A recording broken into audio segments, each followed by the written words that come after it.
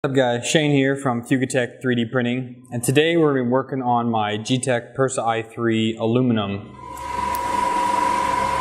So as you can see already, I've done quite a few modifications, I've done a few modifications to it in order to make this printer actually work well. So out of the block, this printer is horrible for giving off a Z-axis wobble with the default mounts that they use on the Z-axis threaded rods. So to combat that, I went ahead and created, or found on Thingiverse, somebody's already made them, these anti-wobble mounts. So all it is I have another one here for you. So on the bottom, the bolt, or I should say the nut, fits in the bottom of this, and so that way this whole Z-axis here is free floating, so I can actually pick the whole thing up without those moving whatsoever.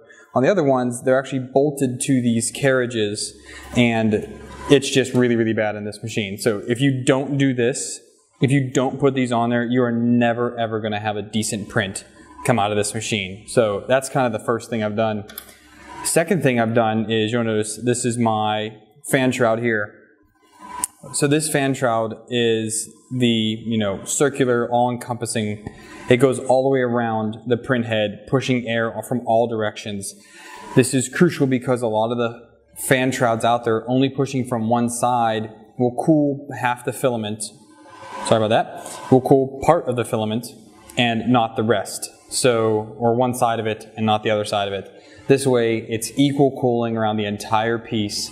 It's fantastic with that on there, and you can get super, super smooth prints without having to worry, but you got to make sure you get that installed. Another thing I've made is I've actually created this piece here. This is my GoPro mount. It's a little bit long here from the edge of the bed out, so I do get some wobble. I have a few. This is a 120 millimeter adapter. Here is a 50 millimeter adapter. I have a 200 millimeter adapter over on the shelf.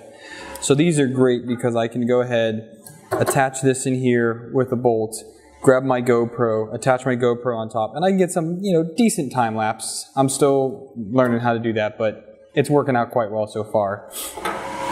And up here, let's adjust the camera here a little bit. Now moving up on the machine, you'll see that I have just a little simple filament guide here. That's just to keep it kind of in the middle and so that this doesn't try and wander so much. I found these mounts here on Thingiverse, and I'm using a 5/16 threaded rod from America, so we don't deal with these M whatever it is for metric system. We do standard, so it's 5/16. There's a couple washers, a couple nuts up here to kind of lock this in place. There's pretty big fender washers up here to keep the filament from, squirreling back and forth across. There's a bunch of nuts in here, all these joints here. There's other ones inside here which help lock that in place, which is pretty fantastic. Here's the chain. So it moves really easy now, which is fantastic. But the way to get this to do this is when you print these out, see if we can get in on this. When you print these out, there's going to be some, if you can tell, there's a little bit of stringing, and that's, to be expected from, this unit. You're going to get a little bit, but not very much. You have to clean up each one. So each of the nubs are not perfectly round, they're not perfectly flat. The surfaces out here are not perfectly flat and smooth. So once you link a couple of these together, it's the craziest thing though, but you need to just kind of go back and forth on it real quick, a bunch, do the whole thing back and forth. And by doing that, I did that probably about 10 minutes, just kind of sitting down here goofing around. And it moves no resistance whatsoever. So it's fantastic. Look at that. This way, I know I'm not going to have to worry about any binding coming from this unit. Well, any binding coming from this chain, I should say. So what we're going to do is we're going to go ahead, we're going to heat it up, remove this filament out, because you got to heat it up. And we're going to undo some zip ties. We're going to take off the parts. We're going to take off the connectors on the board side. We're going to pull all that back through the extruder, and we're going to run it through the cable chain, attach the cable chain, and we'll be in business.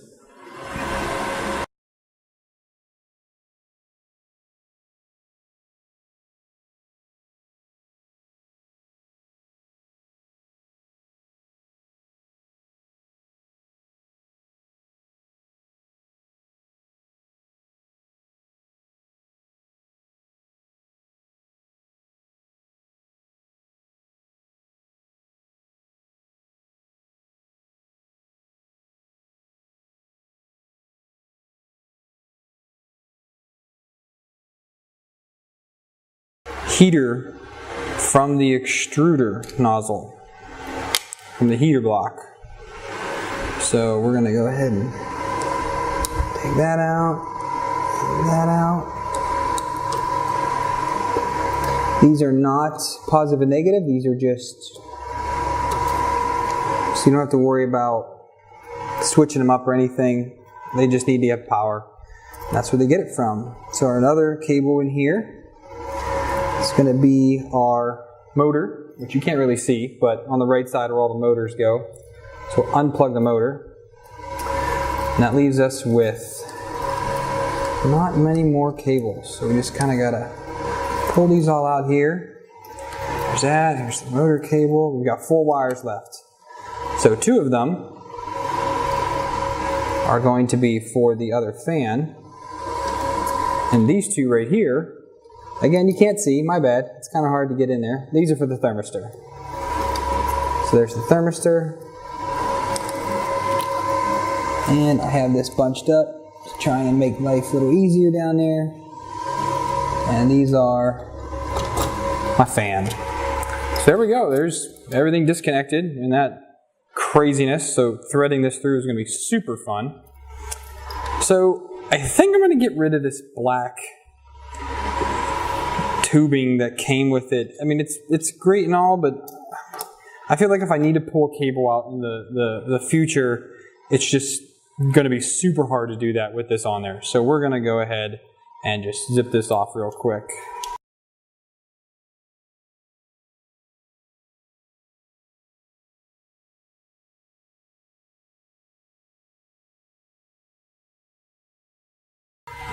All right, there it is. That's off. Throw that to the side. Get my tools over here a little bit, kind of keep them organized. Okay, so that's the right one. Okay.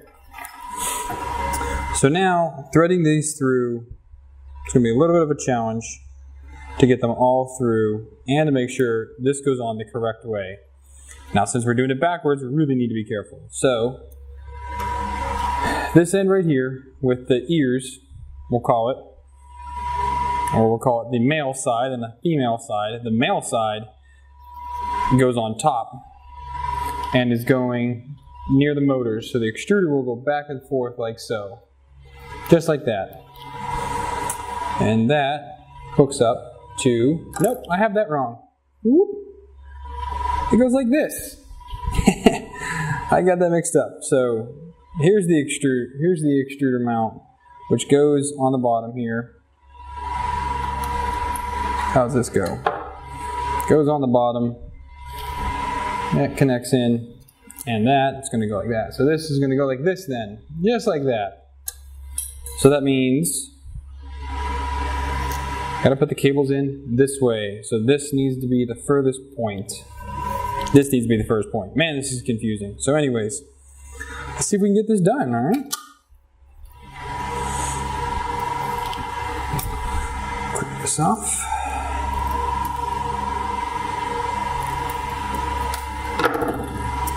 Now the motor connector might, I don't know, it fits. Barely though. Man, that's tight. That's real tight in there. Uh-oh. Okay, so we're gonna need to take this off. So the easiest way to do that is we're gonna get a screwdriver and we're gonna push in these See if we can focus this in on it. Nope, camera can't do it. So, we're going to push these pins down with our screwdriver here. And that way we can pop those out. But I'm going to make a note first real quick on the way that the cables are going because I'm going to forget. Okay, now that we made note of that, we'll go ahead and pull these out.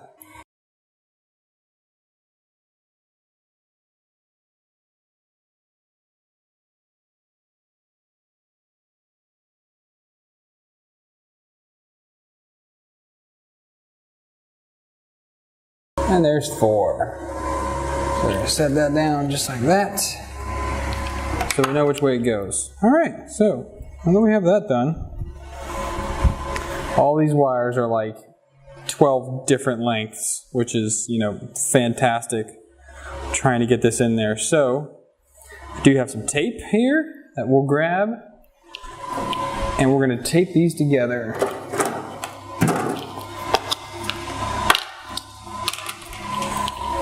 We got our black electrical tape.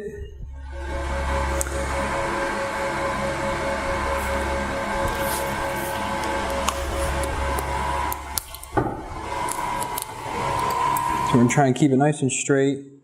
Find the first grouping and just put that on there. This will come off super easy when we get there. Take it up to the next group. Whoops, get another piece of tape going here. Just need little pieces, nothing big. So let's just prep 2 more.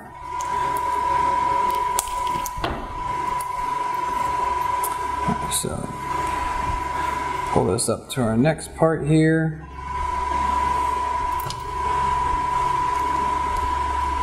Just kind of pull these all together. Nice and easy.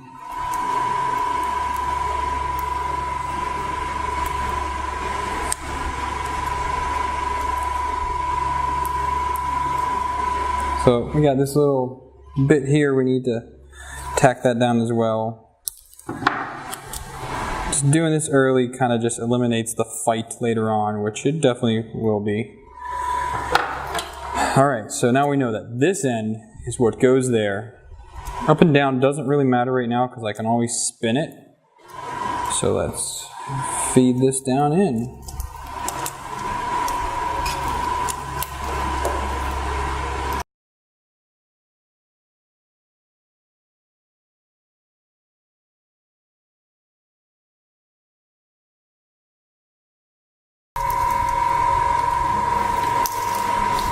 There we go. Now we are through. And that's how it's going to be, just like that. Pretty spectacular. A little bit closer there. So now these wires are going to come through here. They're going to go between my Z-axis rods on this side, and they're going to come out above the Z-axis motor. And this is going to mount just right there. So let's set this aside for a minute. Let's get this mount going here. Which is going to be interesting because I'm going to have to take the extruder off in order to do that. So bear with me a minute. I'm going to take that loosened up real quick and then we'll get back to it. Alright, sorry about that. That's off now. So now we're going to zoom in just a bit here. Oops, wrong way. Just so you can see exactly what it is I'm going to be working on here. So it's going to be these 2 screws right here need to come out so that they can, whoops, connect to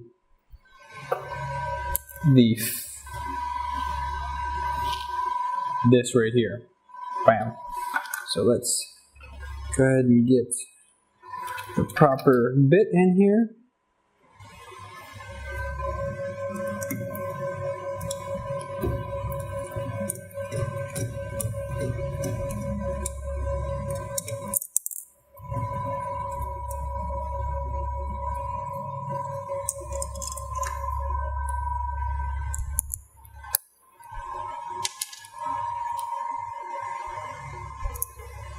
So the screws fit in just like so, and they'll just go right back into where they came out of, because thankfully they're long enough, and this piece is thin enough, because it doesn't really need that much strength. There's 2 anchor points, Won't be that bad. If I can get the screw back.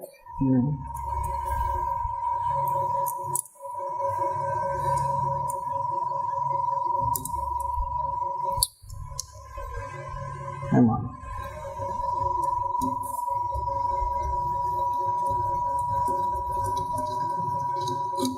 That's one tighten down, two tighten down. Let's right this extruder back into here. And there it is. Alright, so now that we have that mounted, we can go ahead and see how this is going to fit on here. And shit. I put it on backwards, just like we were talking. Knew I was going to do it, and I did it. So, let's pull this cable out, let's take this off, and let's do it all over again.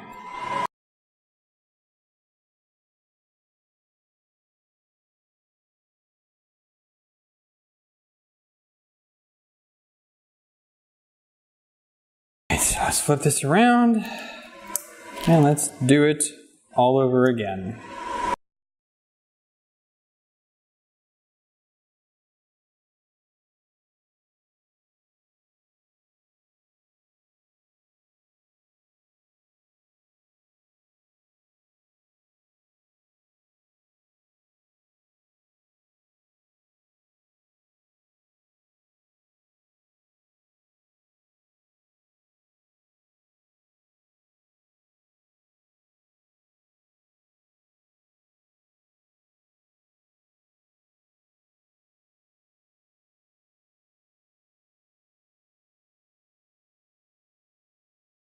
Alright, so we ran a bit of an issue. As you can see, the chain comes way up here. I thought I could kind of not do the way the Thingiverse had it posted and do my own thing and get these to go straight, but that is not the case. So I found on Thingiverse two other mounts.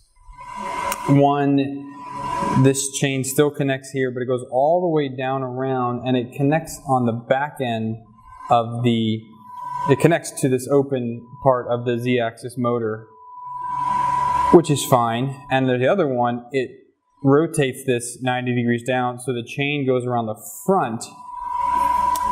So that would also work. So I'm downloading the files now. Printer's going to heat up. We're going to go ahead and we're going to print those files. I have everything hooked up temporary for now. But I just really don't like, you know, the way this goes here. Yeah, does it work? Yes. Does it look like shit? Yes. So we're going to print some new ones and we'll give that a try. So we'll come back after that prints out. Alright, so we're back. So as you can see, cable chain's already on there. I had to do a ton of fiddling with this because it just would not work out the way I wanted to. So starting with the extruder mount. So let's kind of zoom in here a little bit.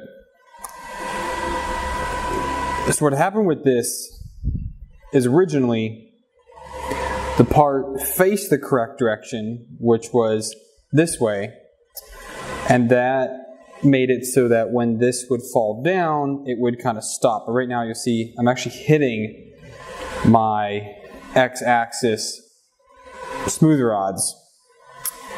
Not a huge issue, but it is currently the problem. But what I had to do is, it doesn't actually fit on this way. It has to be turned this way. And this one right here is just actually mounted the right way. Like I said, this is the backwards piece that I printed earlier. So it's actually sitting this way. So it wants to fall down. So what I have to do is I need to flip this around so that it faces upwards. And I just need this support to come down. I need to totally redo the mounting because this is, see, I had to cut this part off and that's just no good. So it's sitting, needs to sit like this. So I need to, you know, cut this off here and I need to redesign in SketchUp, that's what I use, redesign the part for this. Once I do that, this will have a nice good mount on it. We won't be hitting the smooth rods anymore, and that'll take care of that. The other part we're going to talk about is here, is the other mount piece. This is on top of my limit switch right here. It mounts using those 2 screws. I have another one right here of it.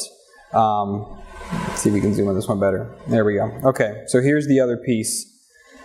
You know, this is the exact replica. So it's sitting on there just like this. And here is a link. So the problem is, it wants to link in like this. And when it has this, the chain wants to go straight up and do an arch, kind of like an N shape, or upwards U, whatever. It wants to arch that way. I don't want that. I want it to go vertically. I want it to go horizontally, not vertically, because vertically it's just bad. It just doesn't look good. It hits all kinds of crap. We'll get to that in a minute. So what I had to do is, if you can kind of see over here, let me zoom there, kind of focus on that. You'll see that I actually had to chop up one of the links. So let's come back to here now, to my part, and I'm going to show you exactly how to do this. So if you do happen to print this, I'll show you what you need to do. So we're focused there, okay? So to put these 2 together this way, it's just not going to work. So what you got to do is get a pair of, side cutters, and on the bottom part of this, so it actually fits on just like this, you're going to cut up on it, and you're going to cut across just below the nub. And then you're going to do the exact same thing on the other side here. You're going to cut up. See how one just kind of peeled apart there for me. So now, with it like that, these can fit together. Ooh, that's a tight fit. See, I need to cut just a smidge more, because right now, see, there's just not enough space there for it. So now I just got to pull this off, which kind of can get tough.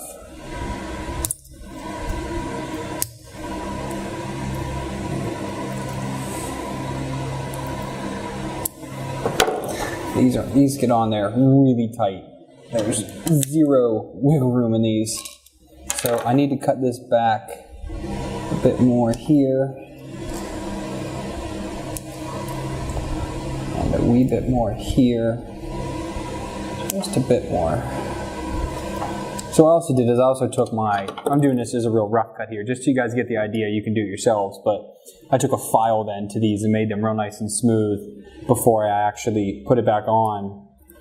So now that that is together, cut, snap it together, and there we go. Now we have a nice 90-degree bend in that. So now what you have to do is you got to get some super glue. Just looking in there. Get some super glue so you can put some dabs on, connect this on. Then I put a few little drops down in here. I put a few little drops up in here on both sides.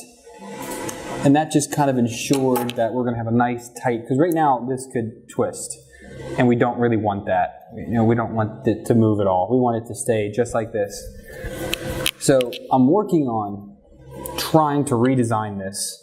It's not my model, so the way he did it is genius. It's extremely well made, but it just doesn't work out well for how I believe it should. And I don't know a lot, but I know a fair bit, and this way is a lot better than what it is currently. So we're going to get that done. I also do wish these kind of would stay here, but with how stiff some of my wires are, I kind of wanted more of like a this, but they are so light and the wires are so stiff. It's a little different in my FT5 because the cable chain is very, very stiff, and not very stiff. It's a lot stiffer. It's a lot heavier than these 3D printed cable chains. So it has a real nice movement. So it kind of stays here and slides back and forth. So I need to refocus. There we go. So it stays nice and stiff as it slides. And that's kind of what I'm looking for. And by replacing this piece here, I will get closer to that. But that's that. So yeah, so I will, I'll kind of post a still of this. I'll post a link to the cable chain that I use, which is actually the most popular one on Thingiverse. So it's what's used. The guy that made these two mounts made it for this chain. So I'll put links to the mount. Feel free to modify it. If you do make a new file to kind of match my goal, excellent. Please share it with me, comment it. I would love to reprint this piece over here on the axis. So we'll see how that goes. And that is the cable chain project. So once I finish this other piece and I do that, we'll call that a day. I am going to add some quick disconnect connectors. I have some XT60s, I have some JST connectors, I have some DuPont connectors now. So we're going to kind of redo that so if I need to swap parts out, I don't need to rerun, a meter of wire. That's just stupid. So I have some other projects coming. I had just printed off this. So this is my new, enclosure for the bottom end of the PSU, and you actually can see it's mounted right here now with this ingenious mounting system. It's fantastic. Can't wait to show it to you guys. But the guy that made that is great. So that's going to be a video coming up real soon. A lot of other quick prints I'm going to start doing, so I'm kind of going to walk you through my settings in Simplify 3D, and we'll do a quick time lapse, but that's going to be coming up. So thanks for watching. Please like, subscribe, comment down below if you think I should do anything differently. If you like it, thumbs up. If you don't, thumbs down. So until next time, happy printing.